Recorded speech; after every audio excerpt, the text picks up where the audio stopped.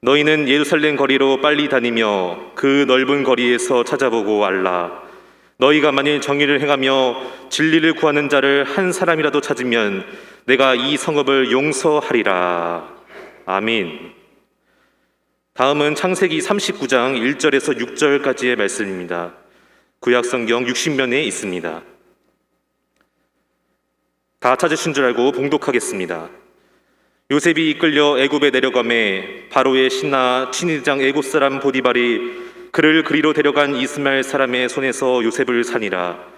여호와께서 요셉과 함께 하심으로 그가 형통한 자가 되어 그의 주인 애굽 사람의 집에 있으니 그의 주인이 여호와께서 그와 함께 하심을 보며 또 여호와께서 그의 범사에 형통하게 하심을 보았더라. 요셉이 그의 주인에게 은혜를 입어 섬김에 그가 요셉을 가정총무로 삼고 자기의 소유를 다 그의 손에 위탁하니 그가 요셉에게 자기의 집과 그의 모든 소유물을 주관하게 한 때부터 여호와께서 요셉을 위하여 그 애굽 사람의 집에 복을 내리심으로 여호와의 복이 그의 집과 밭에 있는 모든 소유에 미친지라. 주인이 그의 소유를 다 요셉의 손에 위탁하고 자기가 먹는 음식 외에는 간섭하지 아니하였더라. 요셉은 용모가 빼어나고 아름다웠더라. 아멘. 제가 일산 명숙교를 섬기면서도 참여하는 여러 선교회가 있고 기관이 있습니다. 그 가운데 이제 케만 선교회라고 하는 선교회가 있는데 아프리카 우간다에다 20만 평의 땅에서 합동층과 통합축이 더불어서 시작된 선교회가 있습니다. 처음은 참 미약했지만은 거기에다가 유치원도 세우고 초등학교도 세우고 신학대학을 세워서 거기에 배출된 학생들이 그 옆에 있는 자기들의 나라, 예를 들어서 수단이라든가 콩고라든가 케냐라든가 또 부룬디라든가 이런 나라에 가서 자기 교단의 총회장도 하는 그런 큰 선교회가 있습니다. 큰 예배당이 있게 되고요, 게스트하우스도 만들어지게 되고 또 남녀 기숙사도 있고 컴퓨터 교실도 있습니다. 그래서 이제 이 케만 선교회 1년에 한 번씩 이제 해외에서 세미나를 하게 되는데 몇 년 전에 이제 싱가포르에서 이렇게 회의를 하게 됐습니다. 근데 싱가포르에 가면서 참 충격을 받았던 것은 거리가 얼마나 깨끗한지 모릅니다.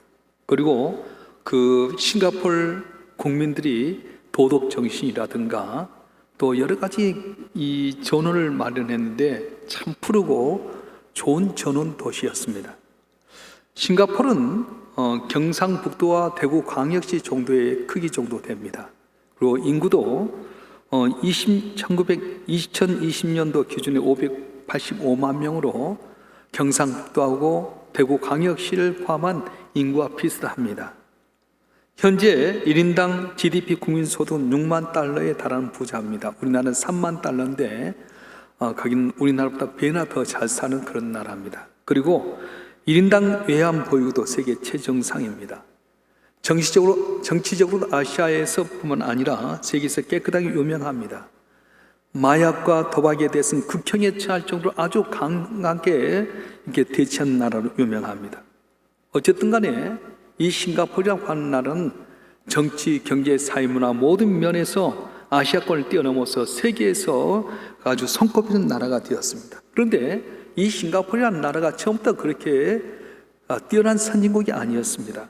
1900년대 초만 해도 영국의 식민지로 있었고요, 2차 세계대전 때는 일본에 의해서 식민지로 있었습니다. 그리고 2차 세계대전 끝난 다음에 영국의 식민지로 있다가 1965년 8월에 말레이시아로 분리 독립해서 독립한 지 올해까지 만 56년밖에 되지 아니했는데 동남아시아의 조그만 나라가 세계적인 나라가 되었습니다. 어떻게 해서 우리나라의 경상북도와 대구 광역시 정도밖에 안 되는 그 면적에서 그리고 585만 명이라고 하는 우리나라 경상북도와 대구시 정도의 인구밖에 안 되는데 세계적인 나라가 되었는가? 싱가포르에 대해서 이렇게 좀 자세히 들어보니까 싱가포르가 부강에 된 여러 가지 이유가 있겠지만 그 중에 제일 으뜸인 이유는 한 사람 때문이었어요. 리콴유라고 하는 총리 때문에 그렇습니다. 이 리콴유라고 하는 분은 영국 케임브리지 대학을 졸업한 아주 재능이 있는 분이었습니다.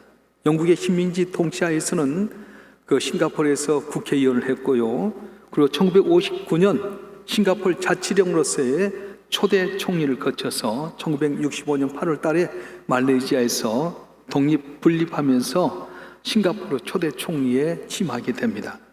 1965년부터 1990년까지 25년 동안 장기 집권을 하게 되는데, 다른 여타의 어떤 독재자들처럼 돈이 탐나거나 또 자기 권좌를 지켜서 오랫동안 총리를 한 것이 아니었습니다. 25년 동안 이 싱가포르를 완전히 변화시켜 버렸습니다. 그 나라를 위해서 담배꽁초 하나, 휴지 하나 길에 없게끔 만들어서, 여러분 싱가포르 가서 알겠지만은 꼭 가이드가 안내해 준 것은 뭐냐면, 길에서 껌만 씹어도 벌금이에요. 마약을 만약에 갖고 있다가 걸리면 사형에 처하게 됩니다. 아주 극단적으로 대처를 했습니다. 정치, 경제 등 모든 분야에도 마찬가지입니다. 결론적으로 동남아시아의 작은 나라가 세계적인 수준으로 변화된 것은 다른 이유도 많이 있겠지만 리칸유라고 하는 바로 총리 한 사람 때문에 이렇게 싱가포르이 변화가 됐다는 겁니다. 그래서 싱가포르를 보면서 한 사람의 힘이 대단히 중요한 걸 알게 됩니다. 리칸유라고 하는 총리가 크리스천인지 아닌지 잘 모르겠습니다. 그런데 그를 통해서 알 수 있는 것은 한 사람의 영향력입니다. 여러분 가정에서 제대로 된 한 사람만 있으면 여러분 가정이 일어설 수 있습니다. 여러분 사업장에도 한 사람만 올바른 사람이 있으면 여러분 사업장이 일어나게 되고요. 학교에서도 한 사람만 정확한 사람이 있으면 그 학교가 새롭게 될 수 있습니다. 교회도 마찬가지고 나라 민족도 마찬가지입니다. 하나님의 찾은 한 사람만 있으면 교회도 부흥하게 되게 되고 이 나라 인민족도 복을 받게 된다는 것입니다. 오늘 본문의 말씀은 바로 그것입니다. 하나님이 찾는데 뭘 찾느냐? 한 사람을 찾았습니다. 오늘 읽었던 에레미야서 5장 1절의 말씀 우리 다 같이 한번 읽어볼까요? 에레미야서 5장 1절의 말씀 시작. 너희는 예루살렘 거저 빨리 다니며 그 넓은 거리에서 찾아보고 알라. 내가 만일 정의를 행하며 진리를 구한 자를 한 사람이라도 찾으면 내가 이 성읍을 용서하리라. 아멘. 에레미야에게 말씀하시기를 네가 예루살렘 성을 다니면서 정의를 행하며 진리를 구한 자 하나만 있으면 내가 이 성을 용서하리라. 내가 긍휼히 여겨주시라. 진멸하려고 했던 계획을 내가 바꾸리라 말씀하셨어요. 여기서 잠깐 이 본문의 배경을 살펴보면 알 수 있는데, 에레미야가 있던 때는 BC 7세기였습니다. BC 587년에 벌써 이스라엘은 아수리에 의해서 나라가 망하게 되고 남쪽 유다도 바벨론이라는 나라와 남쪽 애굽이라는 나라 틈바구니 속에서 많은 어려움을 당하고 있었습니다. 이럴 때 그들이 정신 차리고 하나 되어서 소망을 하나님께 두었으면 괜찮을 텐데 그렇지 못했어요. 백성들은 하나님을 섬기지 못하고 다른 신을 섬겼습니다. 손으로 만든 우상을 섬겼습니다. 그뿐만 아니라 하나님의 일을 하는 제사장들이 하나님을 섬기지 않았습니다. 말씀을 가르치는 레인도 말씀대로 살지 못했고요. 또한 관리라고 하는 지도자들은 하나님을 거역했습니다. 선지자들은 하나님의 이름으로 예언을 해야 될 텐데 바알의 이름으로 예언을 했습니다. 그는 종교적인 죄뿐만 아니라 길가에 앉아서 남자를 기다리는 아라비아 사람처럼 음란한 행동을 서슴없이 저질렀습니다. 백성들에서부터 관리들까지 또한 선지자, 제사장, 왕의 일까지 다 부패해버리고 말았습니다. 이렇게 나라가 엉망진창이 되어서 이제는 멸망의 지경에 이르렀을 때 하나님께서 말씀하십니다. 예루살렘 성 안에서 정의를 행하고 진리를 구한 자 한 사람만 있으면 내가 용서하리라 말씀하셨어요. 조금 읽었던 에레미야서 5장 1절 말씀 다시 한번 읽어볼까요? 시작. 너희는 예루살렘 거저 빨리 다니며 그 넓은 거리 찾아보고 알라. 내가 만일 정의를 행하며 진리를 구한 자를 한 사람이라도 찾으면 내가 이 성읍을 용서하리라. 아멘. 하나님께는 한 사람을 찾으라고 합니다. 정의를 행하고 진리를 구한 자 한 사람을 찾아라. 그러면 내가 예루살렘 멸망시키고자 했던 뜻을 돌이키겠다, 용서하겠다고 말씀하셨습니다. 여기서 하나님의 마음을 알게 됩니다. 하나님의 계획을 알게 되는데 누구를 찾습니까? 돈을 찾지 않습니다. 방법 찾지 않습니다. 사람들은 어려우면 돈을 찾고 방법을 찾지만 하나님은 돈도 많고 방법도 많습니다. 뭘 찾으십니까? 사람을 찾으신다고 말씀하셨어요. 한 사람을 찾아서 우리가 상상치 못할 놀라운 기적을 베풀고 주의 일을 감당하셨다고 말씀하셨습니다. 신앙은 증도에 가게 되면 한 여인이 결혼해서 소박을 맞이했습니다. 애를 낳지 못한다고 해서 쫓겨났는데 자살을 하려다가 그가 예수를 믿게 되게 됩니다. 그리고 그가 신학교를 졸업하고 전도자가 되는데 증도를 중심으로 해서 이 신안군 일대에 복음을 전하게 됩니다. 그리고 어린애들 모아다가 성경을 가르쳤어요. 참 박복한 것 같았지만 박복하지 않았습니다. 그분의 기도와 성경 말씀을 통해 가르쳤던 그 제자들 가운데 한기총 총회장도 하고 성결교 총회 총회장도 했던 이만신 목사님이 있었고요. CCC 총재인 김중건 목사도 있었고, 또 한신대 상담학 교수님 정택기 목사가 거기 있었습니다. 이 여인 누구냐면 우리 문존서라고 하는 분인데, 그럼 증도에 가게 되면 이분의 기념교회가 있습니다. 다 거기에 모여가지고 다 그분을 추앙합니다. 6.25 때 한 생명을 구원하기 위해서 자기의 스스로가 그 애를 지키다가 사람을 지키다가 순교했습니다. 서방마저 죽을 수밖에 없던 여인이 예수 믿고 그를 통해 살아났던 귀한 생명들이 이 나라의 존귀한 믿음의 지도자가 되게 되고 기씀 받게 되고 증도 주변의 모든 섬들이 그분 통해 예수 믿고 구원하는 놀라운 역사가 일어났던 것입니다. 지금 하나님은 찾고 계십니다. 뭘 찾습니까? 돈을 찾거나 방법을 찾는 것이 아니라 사람을 찾고 계신다고 하는 겁니다. 다시 말하면 하나님께 온전히 헌신된 사람, 그 사람을 찾고 계십니다. 그리고 그 한 사람을 찾으시고 그 한 사람을 통해 당신의 놀라운 역사를 이루어가고 계신 겁니다. 하나님께서는 오합지졸의 많은 군사보다는 헌신된 한 사람을 통해서 놀라운 역사를 나타내셨습니다. 미디안의 14만 5천 가운데서 이스라엘 백성 3만 2천 모였는데 무서워 떠는 자 돌아가라는 거예요. 그리고 10,000명이 남았는데 그 가운데 훈련받은 300명을 데리고 기돈이라고 하는 사람이 미디안 14만 5천 명을 완전히 무너뜨린 역사를 냈습니다. 므낫세 지파 가장 약한 지파였습니다. 므낫세 지파의 가장 약한 집안이었습니다. 그런데 보잘것없는 기도를 통해서 하나님께서는 미디안 13만 5천을 물리치는 놀라운 역사를 나타냈습니다.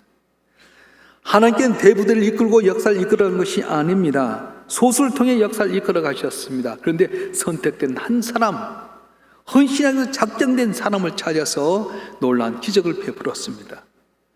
제어하기 가능한 세대를 홍수로 멸망시키려고 할 때 누구를 세우셨습니까?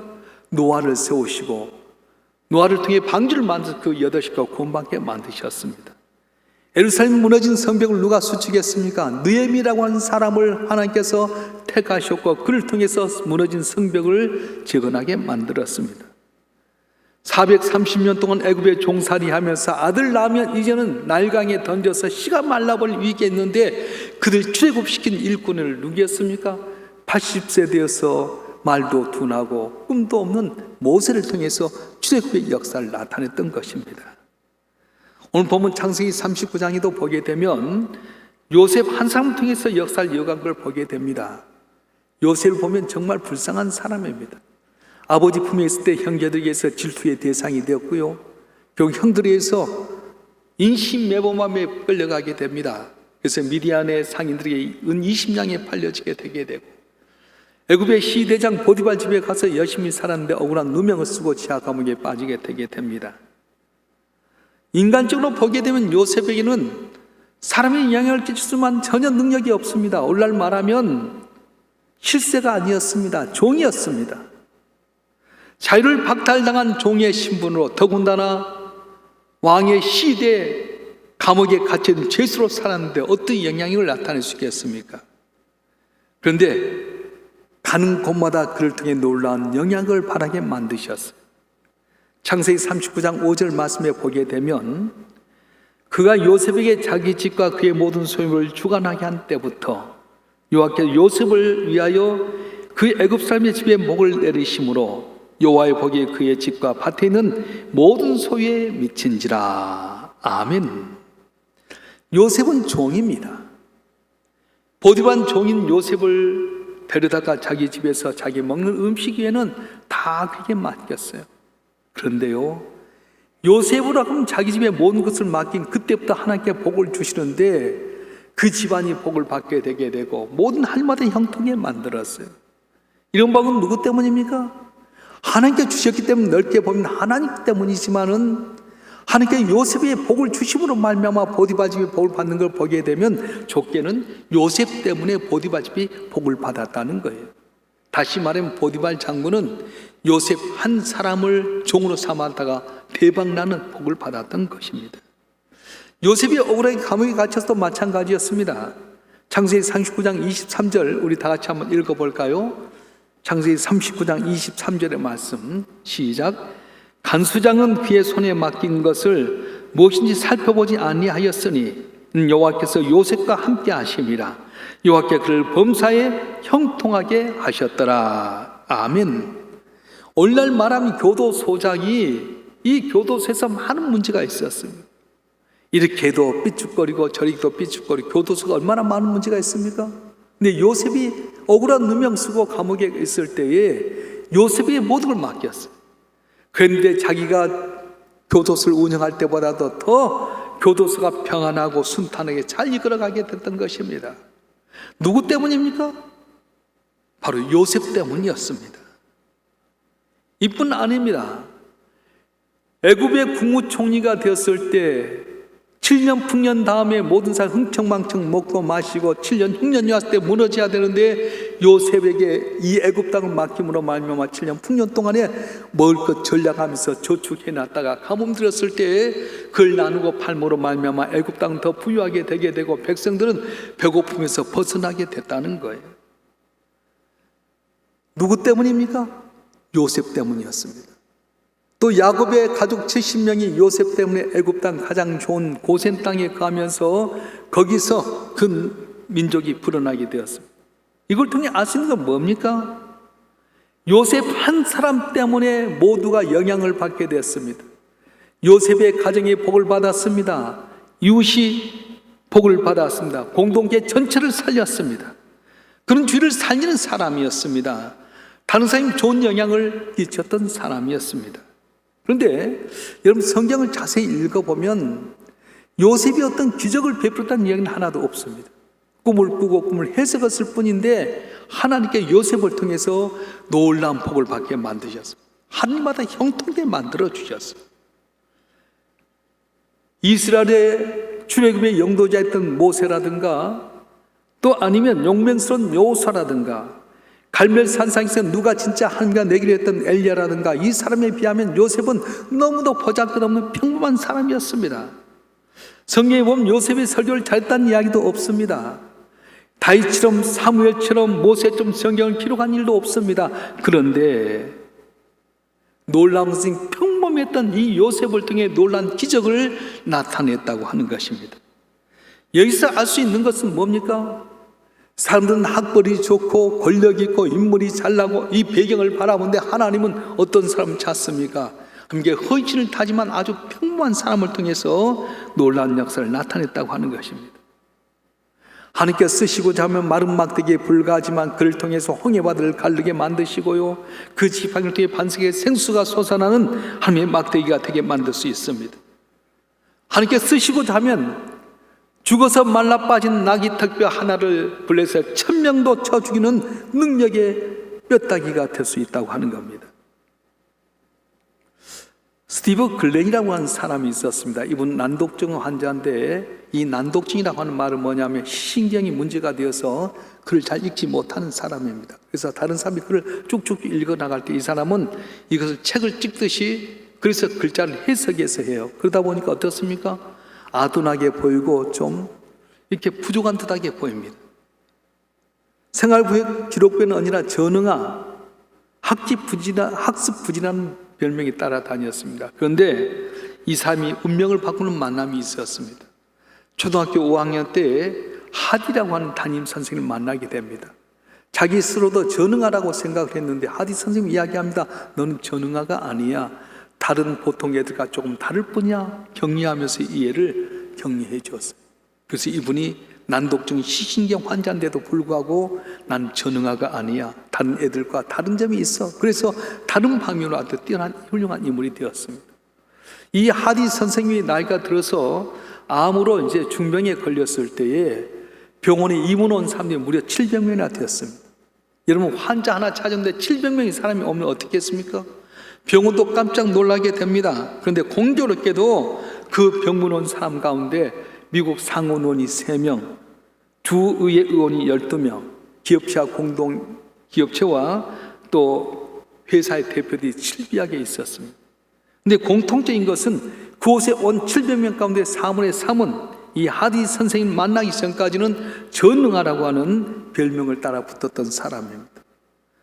모두가 볼 때 전능하여 학식부진하였지만 하디 선생님의 격려의 말씀을 통해서 그들이 변화가 되어서 상원의원이 되게 되고 주의 의원이 되게 되고 사업체를 이끄는 사장들이 됐다고 말씀하는 겁니다. 하나님이 생각지 못하는 곳에서 생각지 못한 사람을 뽑으시고 당신의 일꾼을 삼으십니다. 여러분, 에서와 야곱 중에 누가 족장의 반열을 따릅니까? 둘째였던 야곱이었습니다.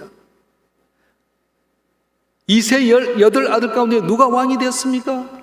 첫째 아들이냐 둘째 아들이냐 셋째 아들을 볼 때 사무엘 마음에 이들이 왕이라고 생각했지만 하나님은 그런 사람 쓰지 않냐고 말째 아들이었던 다윗을 왕으로 삼으셨습니다. 아모스 선지자의 직업이 뭐였습니까? 양치는 목자였습니다. 뽕나무 재배에서 뽕나무 먹고 사는 농부에 불과했습니다. 그런데 이렇게 지극히 평범한 사람들을 사용하셔서 하나님은 당신의 선한 역사를 이루어 가셨던 것입니다. 오늘 또 하나님이 사람을 찾습니다. 저 앞에 헌신된 한 사람, 권력 없고 힘 없고 배경 없어도 주님 앞에 사모하고 주님 의지하고 헌신된 사람만 있으면 오늘도 들어서 사용하시는데 저와 여러분 한 번에 하나님이 찾으신 그 사람 되기를 주님은 축원합니다. 축원합니다. 우리가 엘리야 선지자는 구약을 대표하는 선지자입니다. 하나님을 다 배반해버렸던 상황 가운데 엘리야가 정말로 발과 아스라 선지 가운데 누가 진짜 하나님이 살아계신 하나님께 내기를 하게 됩니다. 그래서 발과 아스라 선지자가 자기들 신을 섬기기 위해서 850명이 모여서 갈멜산 상에다가 거기다가 제단을 쌓고 자기 신이 불을 내리길 원하는데 아침부터 저녁까지 부르시도 응답이었습니다. 너희 신이 사는가 보라. 더 불러라. 외출하는지 모른다. 더 외쳐라. 밤이 뉘엿뉘엿 넘어갈 때까지 불러도 신이 응답이 되지 않습니다. 근데 엘리야가 어떻습니까? 제단을 쌓고 거기다가 혹시 불이 붙더라도 타오지 못하게끔 장작에다 물을 흠뻑 불어서 또랑이까지 잠기게 하고 나서 하나님 정말로 여호와께서 살아계신 하나님이라면 불을 내려 주시옵소서 했더니 와 불이 내려버려요.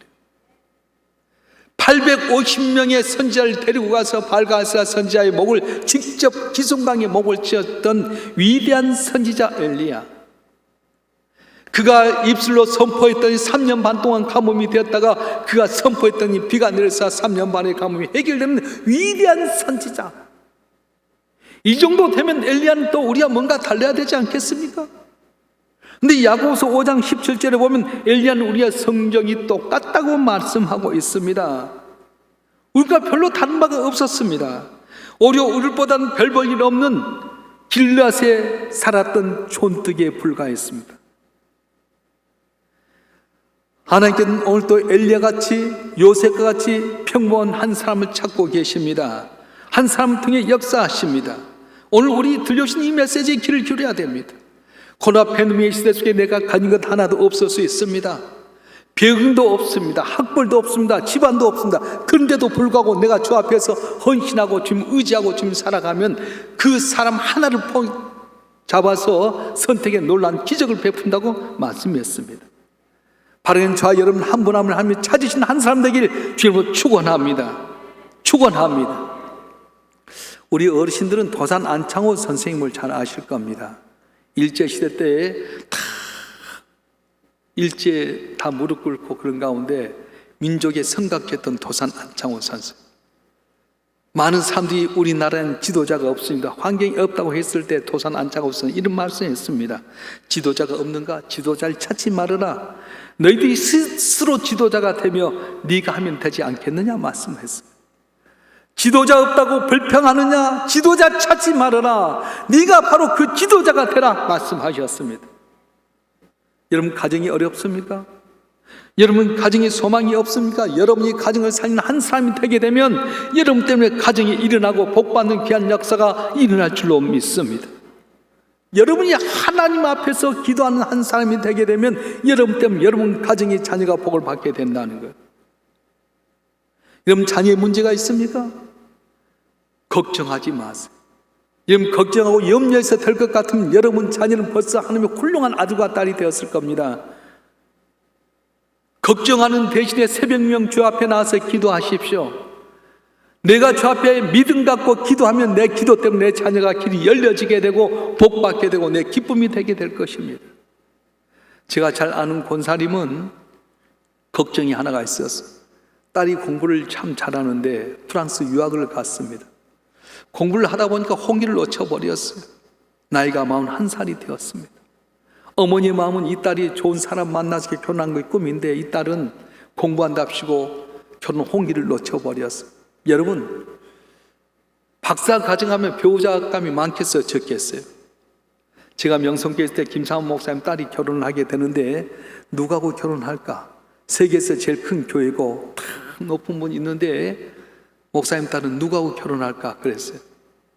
재벌집 딸하고 권력 있는 사람의 아들하고 결혼할까? 그런데요, 딸을 공부를 많이 안 시킨 거예요. 대학교만 보내버렸어요. 그리고는 신랑을 누구로 했냐면 저와 같이 있을 때 저는 부목사 할 때 전도사, 교육전사하고 결혼시켰어요. 그리고 나서 그 사이를 시킨 거예요. 목사님이 그러시더라고요. 내가 일부러 딸을 공부를 많이 안 시켰다는 거예요. 대학에 다니면 대학 다니는 사람들이 다 결혼 배우자가 되는데 딸이 박사 되면 박사 수준에서 와야 되잖아. 그럼 박사 수준에 믿는 사람이 어디 있겠어요? 목사님 참 지혜로웠어요. 근데 이 권사님 딸은 공부만 하다 보니까 박사과정 하는데 누가 결혼하겠어요? 항상 권사님 새벽마다 와서 눈물로 기도합니다. 그런데요, 이 딸이 박사과정 마무리에 논문을 쓰는데 세계적인 석학 밑에서 논문을 쓰게 됐어요. 프랑스 교수인데 아주 세계적으로 으뜸이 가는 교수님 밑에서 이렇게 하게 됐는데 그분도 공부만 하다 보니까 노총각이었어요.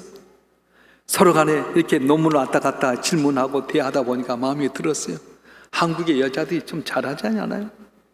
자상하고 잘 성기고 그래서 딱 결혼했어요. 41살 때. 그 다음에 뚝뚝뚝이 같은 아들을 낳았어요. 할렐루야. 여러분 자녀의 길이 안 열린다고 염려하지 마세요. 그 권사님 새벽 미망마다 나와서 눈물로 기도했더니 결혼하지 못할 것 같은 딸에게 세계적인 석학대학 교수를 만나서 결혼하고 귀한 자녀의 복도 받게 되었습니다. 혹시 여러분 가운데 교회 나오는데 마음에 들지 않다고 생각된 분이 있습니까? 그럼 여러분이 교회를 살리는 한 사람이 되십시오. 새벽기도 나와서 목사를 위해서 기도하고 앞장선 장로님, 안수사님, 권사님, 주의 종들 위해서 기도하십시오. 새벽에 나와서 여러분이 교회를 위해서 기도하고 봉사의 자리에 나오십시오. 그리하면 여러분 기도를 통해서 우리 교회가 주의 마음에 합하고 모든 사람이 와서 정말 그것은 좋은 교회가 될 겁니다. 하나님이 이 시간 한 사람을 찾습니다. 말만 앞세우는 바리새인과 같은 사람 하나님은 결코 찾지 아니하십니다. 앉아서 말만 앞세우고 립서비스하는 사람 하나님은 싫어하십니다. 하나님은 어떤 사람을 사랑하고 찾습니까? 함께 온전히 헌신하고자 하는 마음을 갖는 자를 택하셔서 그의 능력을 주시고 기적을 주셔서 놀라운 변화를 주신 거예요.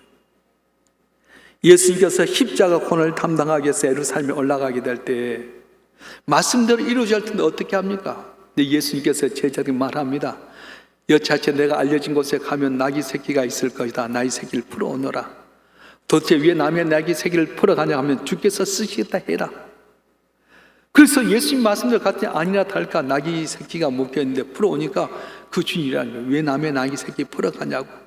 주께서 쓰시겠다 합니다. 아무 말 없이 나귀 새끼를 보냈어요. 그래서 예수님께서는 백마를 타고 예루살렘에 입성한 것이 아니라 성경이 말씀하신 대로 한 번도 타보지 않은 어린 나귀 새끼를 타고 겸손의 왕으로 예루살렘에 입성하셨고 우리 위해서 십자가에 못 박혀 죽기까지 희생하셨던 겁니다. 베스다 들녘에서 많은 사람이 모아들었습니다.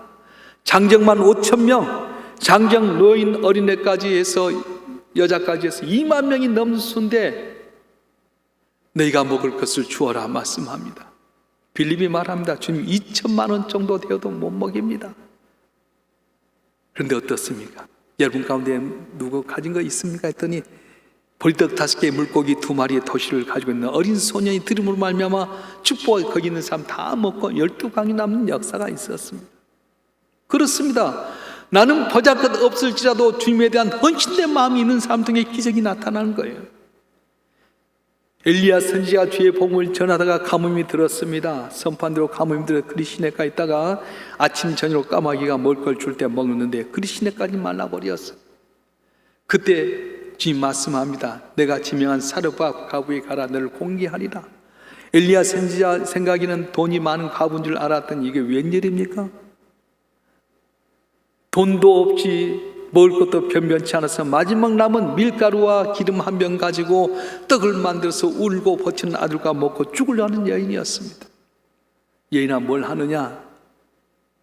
마지막 남은 비상식량 밀가루와 기름 가지고 보채는 아들과 떡 만들어 먹고 죽으려 합니다. 그래, 네 말대로 하려지면 먼저 끝내게 가져오너라. 여러분 생각해 보세요. 울고 보채는 아들이 있습니다. 몇 끼씩 굶었습니다. 떡 하나 만들어 먹어도 배불리 먹지 못할 건데 먼저 하나님 앞에 드리라고? 이해되지 않았지만 그걸 드리려고 하는 마음만 먹었는데 밀가루통에 밀가루가 마르지 않고 기름병에 기름이 마르지 아니해서 가뭄이 끝날 때까지 그 가족은 부족함이 없게 하셨다고 말씀하셨습니다.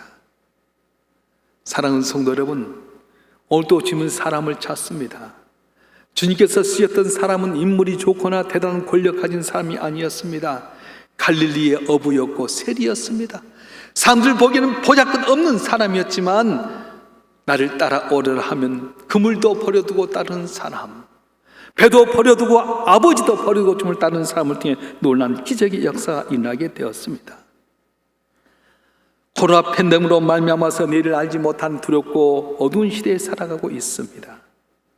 어려울 때 우리는 어떻게 해야 됩니까? 주님만 의지해야 됩니다. 핑계대지 마십시다. 환경태진 이야기하지 마십시다. 오늘도 지금 한 사람 찾고 있는데 나는 주님만 의지합니다.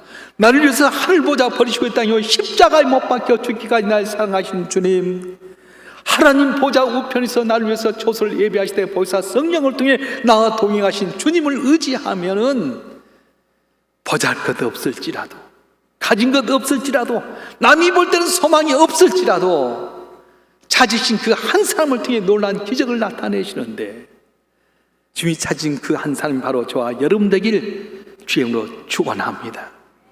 축원합니다. 기도하겠습니다.